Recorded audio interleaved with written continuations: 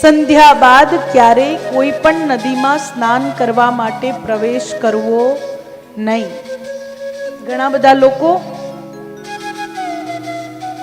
ઘણી બધી વખત પોતાની સગવડતા અનુસારના નિયમો ઊભા કરી દે છે કે અમે લેટ પડ્યા એટલે અમે હાથ પગ ધોઈને નીકળી જઈશું, અમે નદીમાં પહોંચી જઈશું ને મેં શું કદાચ હાથ પગ ધોઈ લઈએ તો શું જાય. પણ એવું નથી. દરેકે દરેક પ્રકૃતિના અંશને એમના સમય પ્રમાણે એ માન મર્યાદામાં રહીને પૂજો. અહીંયા પણ એ ના જોડતા કે પહેલાના સમયમાં લાઈટો નહોતી એટલે મગર આવી જાય એટલે ના પાડતા, અત્યારે તો જવાય ના. દરેક જગ્યાએ વસ્તુ લાગુ પડતી નથી. સંધ્યા બાદ કોઈ પણ પવિત્ર નદીની અંદર પ્રવેશ કરવો જોઈએ નહીં.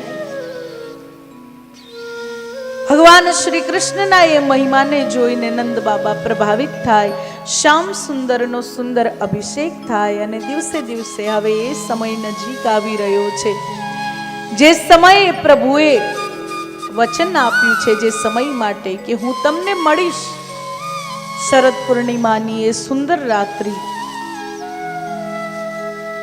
પ્રભુ મધુવનમાં જઈને કદંબ વૃક્ષ પર વિરાજમાન થઈને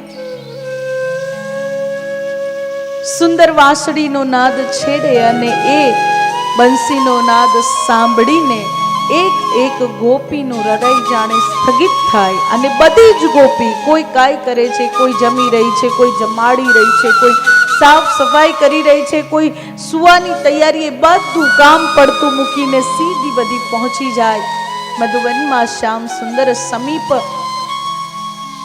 કનૈયા કહે, બોલો કેમ આવી? કહે, અરે કાના કહ્યું હતું ને તે આજે તું અમને મળીશ એટલે અમે આવી. એટલે કહે, હા તું મળી લીધું, હવે જાઓ ઘરે.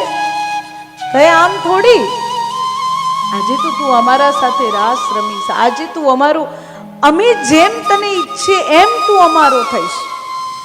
તમે જો કૃષ્ણ સાથે સંબંધ બાંધો ને, પ્રેમનો સંબંધ, તો તમે જે સ્વરૂપમાં જે રીતે શ્રી કૃષ્ણને જોતા હોય ને એ રીતે તમારા સામે આમ પ્રસ્તુત થઈ જાય, તમને એ રીતે સાચું.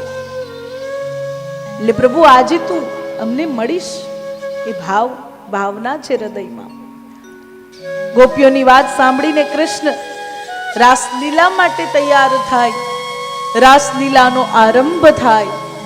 પરંતુ ગોપીઓ જ્યારે એક એક ગોપી સાથે એક એક શ્રી કૃષ્ણ રાસ રમી રહ્યા છે તો ગોપીઓના મનમાં સેજ અહંકાર આવે.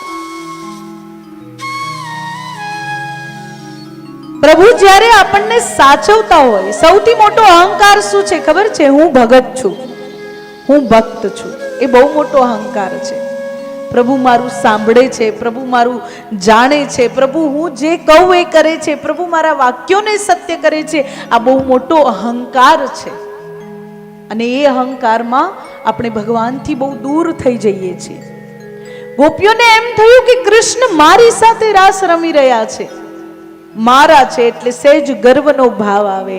અને જેવો ગર્વનો ભાવ આવે કે શ્યામ સુંદર ત્યાંથી અંતર્ધાન થઈ જાય. અને જેવા કૃષ્ણ અંતર્ધાન થઈ જાય કે ગોપીઓના હૃદયની અંદર એ ભાવ કનૈયા માટેનો, ને કનૈયાને એક એક વૃક્ષના પાછળ, એક એક લતામાં, એ વનમાં પુકારી પુકારીને શોધી રહી છે. અને સુંદર ગોપી ગીતનું વર્ણન આવે. કન્હૈયા કન્હૈયા પુકારા કરે,